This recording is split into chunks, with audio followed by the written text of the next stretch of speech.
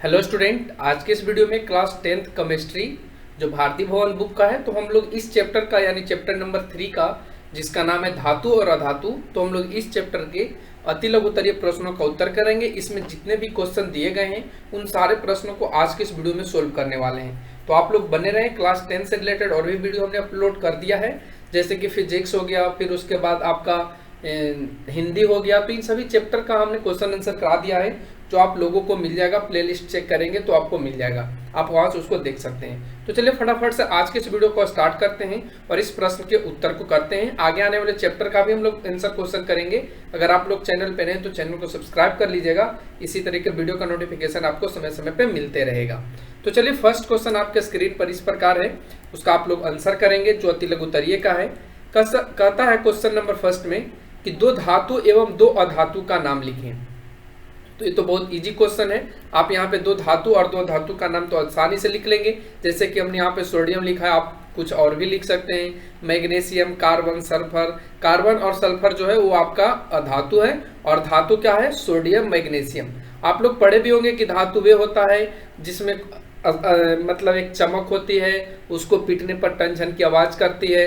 तो ये चीज आप तो पढ़ चुके होंगे। यहाँ पे सिर्फ हम लोग क्वेश्चन आंसर की बात करेंगे और थोड़ा बहुत जो समझाने वाली टॉपिक होगी उसको हम भी यहाँ पे डिस्कस करते हुए चलेंगे। ठीक है, तो अब आते हैं क्वेश्चन नंबर 2 पे। क्वेश्चन नंबर 2 कहता है कि समुद्री जल में पाए जाने वाले एक प्रमुख लवण का नाम बताएं। तो आप लोग तो बहुत आसानी से जानते हैं, जो समुद्र में पाया जाता है NaCl, जिसको हम लोग सोडियम क्लोराइड कहते हैं या साधारण नमक के नाम से भी जानते हैं। तो ये तो इसमें पाया जाता है, तो इसलिए इसका आंसर हो जाएगा सोडियम क्लोराइड। इसका जो सूत्र होता है वो NaCl होता है।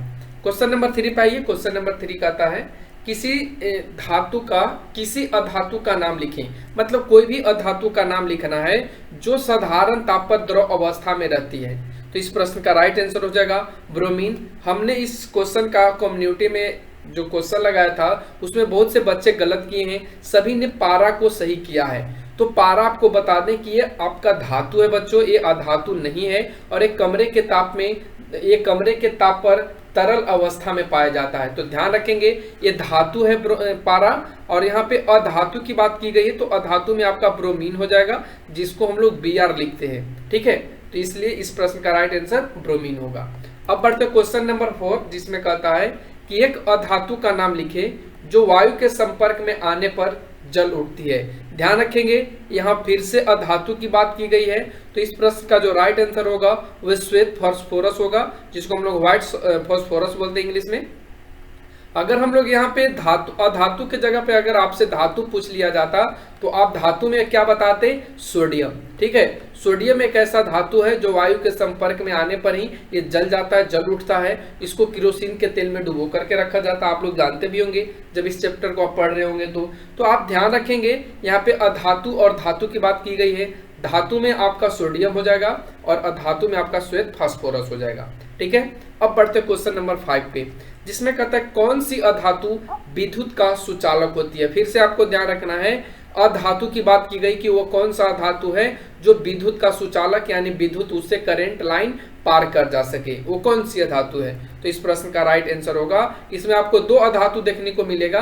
एक तो धातु आपका हाइड्रोजन है और सेकंड आपका ग्रेफाइट है। इन दोनों से विद्युत आसानी से पार कर जाता है। और ग्रेफाइट आप लोग आसानी से जानते हैं कि ये जो ग्रेफाइट है हम लोगों का जो पेंसिल का नीब होता है उसमें पाया जाता है। तो ध्यान रखेंगे ये इससे विद्युत आसानी से पार कर जाता है। अगला क्वेश्चन, क्वेश्चन नंबर 6 कहता है कि क्या सभी खनिज अयस्क होते हैं। तो ये बिल्कुल गलत बात है, सभी खनिज अयस्क नहीं होते हैं, लेकिन सभी अयस्क खनिज होते हैं। ध्यान रखेंगे सभी जो खनिज हैं वो अयस्क नहीं होते हैं, लेकिन अगर आपसे पूछा जाता कि क्या सभी अयस्क खनिज होते हैं तो आप बताते कि हाँ, सभी जो अयस्क हैं वो खनिज होते हैं। तो इसलिए इस प्रश्न का उत्तर हो जाएगा कि नहीं, सभी खनिज अयस्क नहीं होते हैं। अगला question, question number 7। Question number 7 कहता है कि उल्फ्राम किस अयस्क में विद्यमान रहता है। तो सबसे पहले आप लोगों को ये नया वर्ड देखने को मिल रहा होगा उल्फ्राम। तो आप लोग ध्यान रखेंगे कि जो उल्फ्राम है, ठीक है, ये जो उल्फ्राम है वो टंगस्टन का नाम होता है, टंगस्टन। ठीक है, ये किसका है? टंगस्टन का। और ये आपसे पूछा गया है कि ये जो अयस्क है वो किस में विद्यमान रहता है। तो इस प्रश्न का राइट आंसर होगा टिन के अयस्क, टिन स्टोन में। जो उल्फ्राम है टंगस्टन किस में रहता है, तो ये टीन के अयस्क टीन स्टोन में पाया जाता है या विद्यमान रहता है। तो इस तरीके से इस प्रश्न का जो राइट आंसर होगा टीन के अयस्क टीन स्टोन में। क्वेश्चन नंबर 8 आते हैं। क्वेश्चन नंबर 8 कहता है कि लोहे में जंग लगना ऑक्सीकरण है। तो देखिए ऑक्सीकरण या अभिक्रिया की बात की गई, जो आप लोग फर्स्ट चैप्टर में पढ़ चुके होंगे जब रासायनिक अभिक्रिया आपको पढ़ाया गया होगा, और आप लोग उसका भी क्वेश्चन आंसर देख सकते हैं, जो आपको इस वीडियो के डिस्क्रिप्शन में उसका लिंक दिया हुआ रहेगा, आप उसको आसानी से उसको देख सकते हैं। तो पूछा है कि लोहे में जंग लगना क्या ऑक्सीकरण है, तो इस प्रश्न का भी राइट आंसर हो जाएगा कि हाँ, लोहे में जंग लगना ऑक्सीकरण अभिक्रिया के अंतर्गत आता है। अब क्वेश्चन आता है क्वेश्चन नंबर 9, जिसमें कहता है कि मिश्र धातु क्या है। तो देखने ही से पता चल रहा है मिश्र के मतलब होगा मिलावटी, यानी इसमें एक से ज्यादा धातु या अधातु मिलकर के इसे बनाया जाता है। ठीक है, जैसे स्टेनलेस स्टील की बात कर लें तो इसमें देखिए उत्तर में हमने लिखा है कि दो या अधिक धातुओं अथवा एक धातु एवं एक अधातु का समांग मिश्रण मिश्र धातु कहलाता है। जैसे अगर हम आपसे बात कर ले पीतल, तो ये भी मिश्र धातु है, क्योंकि इसमें तांबा और जस्ता का मिलावट होता है, तांबा और जस्ता का मिलावट होता है। अगर आप जो सोने का आभूषण पहनते हैं उसमें भी आपको मिलावट मिलता है, वो शुद्ध सोने का या शुद्ध कैरेट का सोने का जो कैरेट है उसका वो धातु आभूषण नहीं बनाया जाता, वो बहुत ज्यादा मुलायम होता है। तो ध्यान रखेंगे ये सभी मिश्र धातु के अंतर्गत आते हैं। क्वेश्चन नंबर 10 आते हैं। क्वेश्चन नंबर 10 कहता है कि अमलगम से आप क्या समझते हैं। अमलगम आपसे पूछा कि अमलगम किसे कहते हैं, तो इस प्रश्न का राइट आंसर होगा पारा। ध्यान रखेंगे, पारा तथा किसी अन्य धातुओं के मिश्रण से बने मिश्र धातु को अमलगम कहते हैं। पारा तथा किसी अन्य धातुओं के जो मिश्रण है उससे बने जो मिश्र धातु होते हैं उसको हम लोग अमलगम कहते हैं। ठीक है, अब क्वेश्चन नंबर 11 पे आइए। क्वेश्चन नंबर 11 कहता है किस इलेक्ट्रॉनिक विन्यास को प्राप्त कर तत्व अस्थायी बन जाते हैं। तो आप लोग इलेक्ट्रॉनिक विन्यास पढ़े होंगे जिसमें K cell, L cell, M cell ऐसे करके आपको पढ़ाया गया होगा। तो आपसे यहाँ पे पूछा है कि वो कौन सा इलेक्ट्रॉनिक विन्यास है, तो वो जो आपका इलेक्ट्रॉनिक विन्यास है बच्चों वो 2-8 है। जब किसी भी तत्व के बाहरी कक्षा में 2-8 आपको इलेक्ट्रॉन देखने को मिलेगा या 2-8 के रूप में ये बटा हुआ रहेगा, तो इस कंडीशन में ये अस्थायी बन जाता है, और जब अष्टक प्राप्त कर लेगा तो ये अस्थायी बन जाता है। तो ध्यान रखेंगे इस चीज को। अगला क्वेश्चन नंबर 12, इसमें कहा गया है आपसे कि सोडियम परमाणु जल के साथ तीव्रता से अभिक्रिया करता है किंतु सोडियम आयन नहीं। ध्यान रखेंगे, सोडियम के जो परमाणु है वो जल से आसानी से या तीव्रता से बहुत तेजी से अभिक्रिया कर लेता है, लेकिन यही सोडियम के आयन के मतलब आप लोग जानते हैं प्लस और माइनस। ठीक है, आयन 2 प्रकार के होते हैं, धन आयन और ऋण आयन, यानी जो पदार्थ पर या जो परमाणु पर चार्ज होते हैं उसी को हम लोग आयन बोलते हैं, जिसमें प्लस और माइनस होता है। ठीक है, तो यही चीज आपसे पूछा है कि जो सोडियम का आयन है वो अभिक्रिया नहीं करता है जल से, जबकि सोडियम के जो परमाणु हैं वो जल के साथ अभिक्रिया कर लेता है। ऐसा क्यों होता है, ये क्वेश्चन आपसे पूछा है। तो देखिए उत्तर में हमने लिखा है कि सोडियम परमाणु अति क्रियाशील होता है। मतलब अति क्रियाशील कहने का मतलब ये बहुत तेजी से अभिक्रिया करता है, इसलिए जल से तीव्रता के साथ अभिक्रिया कर लेता है, जबकि सोडियम आयन अस्थायी होता है। सोडियम क्या होता है, अस्थायी होता है, जो वायु से अभिक्रिया नहीं करता है। क्यों नहीं करता है, तो आप देख पा रहे हैं ये अस्थायी होता है, और अस्थायी का मतलब आप लोग ध्यान रखना ये अक्रिय गैस भी जो होते हैं वो अस्थायी होते हैं। ठीक है, जैसे जिनॉन, रेडॉन, ये सब की जो बात की जाएगी ना, ये भी क्या है, अस्थायी है। तो ध्यान रखना ये सोडियम जो आयन है वो अस्थायी हो जाते हैं, और इसी की वजह से वो अभिक्रिया जल से नहीं करता है। लेकिन अगर सोडियम परमाणु की बात करें तो वो क्रियाशील होता है, वो आसानी से अभिक्रिया कर लेता है। अगला क्वेश्चन नंबर 13 कहता है कि आयनिक यौगिकों के द्रवणांक और क्वथनांक उच्च होते हैं, क्यों होते हैं, ये क्वेश्चन आपसे पूछा है। तो उत्तर में हमने लिखा है कि धन आयनों एवं ऋण आयनों के बीच मजबूत स्थिर आकर्षण बल कार्य करने के कारण आयनिक यौगिकों के द्रवणांक और जो क्वथनांक होते हैं, द्रवणांक और जो क्वथनांक होते हैं वो उच्च होते हैं। तो ध्यान रखेंगे द्रवणांक और क्वथनांक कब उच्च होंगे, जब इनके बीच आकर्षण बल जो रहता है वो बहुत ज्यादा मजबूत होता है, और इसी के वजह से इनके जो द्रवणांक और क्वथनांक होते हैं वो बहुत ज्यादा उच्च होते हैं। तो आप लोग ध्यान रखना। अगला क्वेश्चन आता है क्वेश्चन नंबर 14, जिसमें आपसे पूछा है कि कार्बन टेट्राक्लोराइड से होकर विद्युत धारा क्यों प्रवाहित नहीं की जा सकती।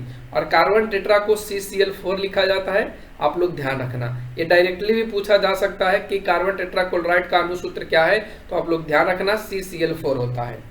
अब इसका उत्तर हमने यहाँ पे लिखा है कि कार्बन टेट्राक्लोराइड से विद्युत धारा इसलिए नहीं प्रवाहित की जा सकती है कि ये जो होता है वो उदासीन अणुओं के बने होते हैं, यानी इस पे प्लस और माइनस दोनों चार्ज होता है। ठीक है, ये न्यूट्रल होता है या उदासीन होता है, और इसमें आयन नहीं होता है, इसमें आयन नहीं होता है। तो आयन नहीं होने की वजह से इसमें विद्युत धारा को प्रवाहित नहीं कर सकते हैं।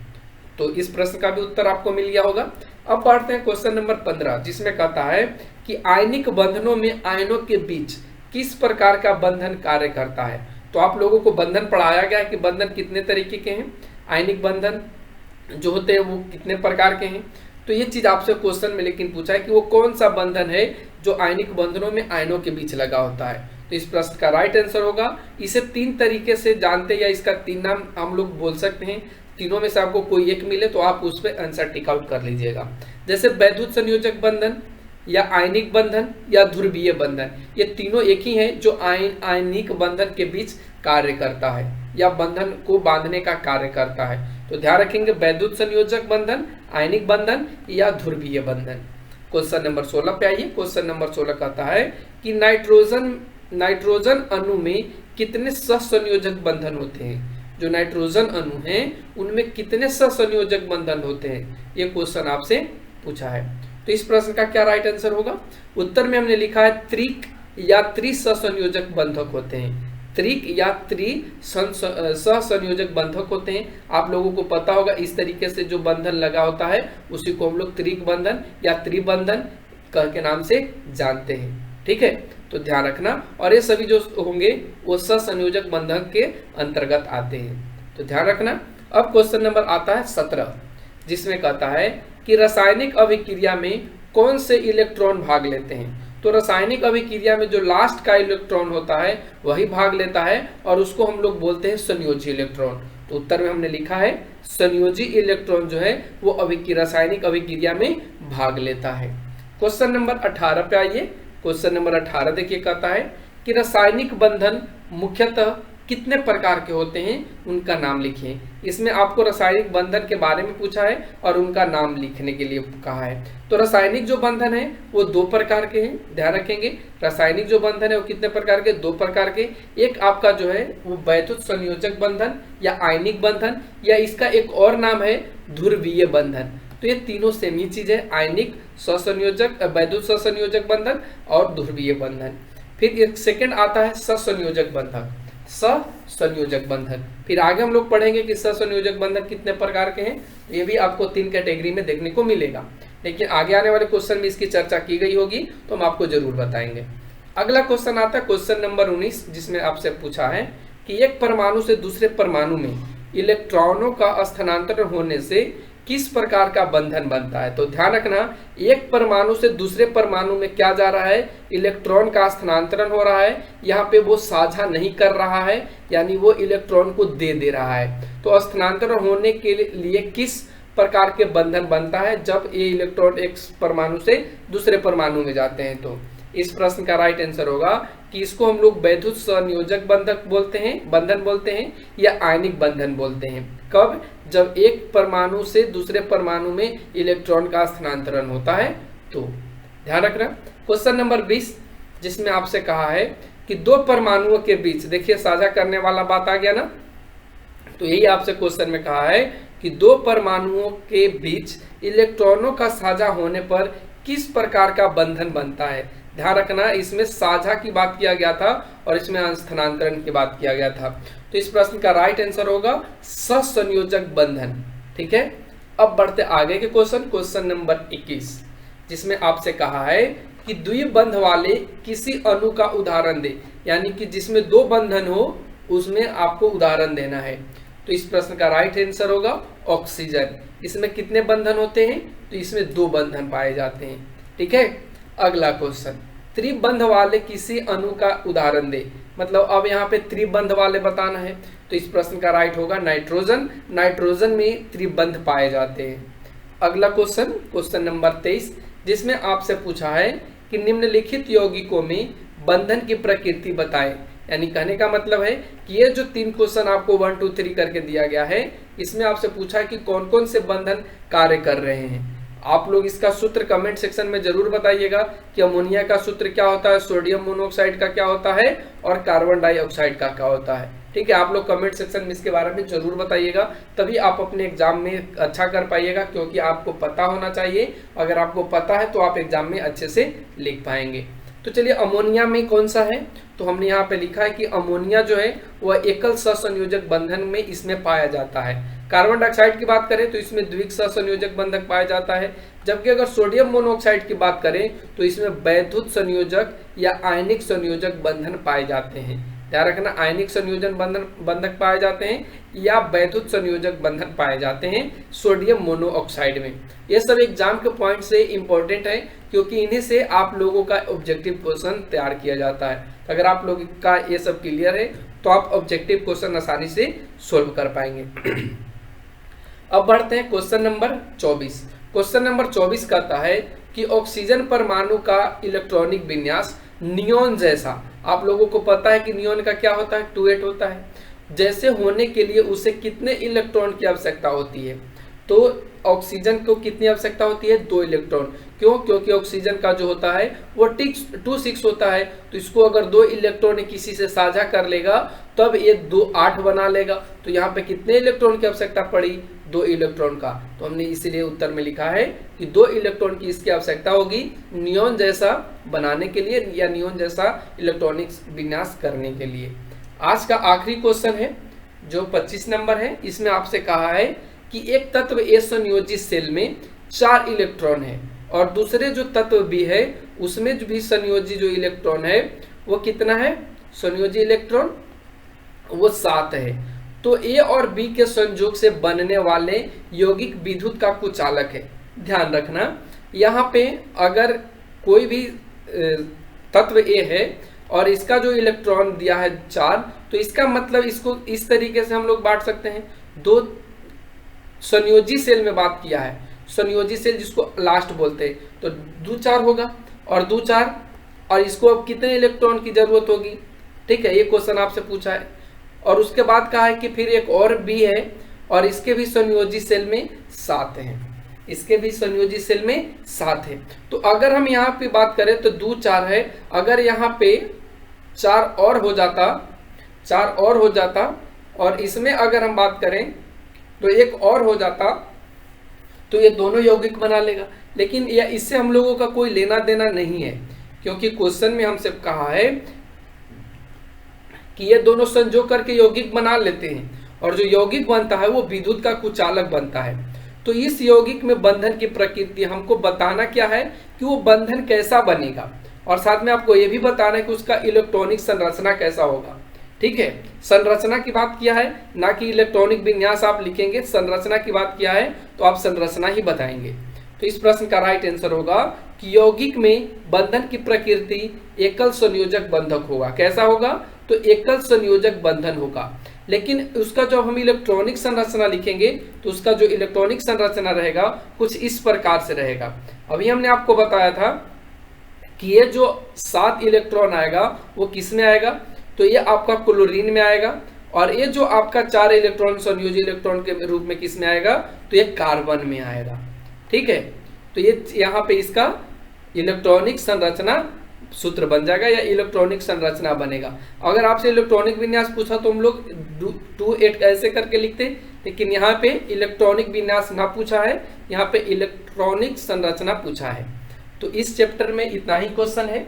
अगर आप लोगों के चैप्टर में और भी क्वेश्चन है तो आप लोग कमेंट सेक्शन में उसको लिख के जरूर पूछिए, हम उसका आंसर आप लोगों को जरूर बताएंगे।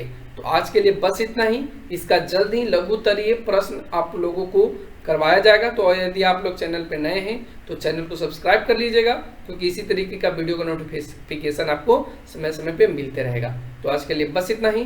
Thanks for watching, take care, bye bye.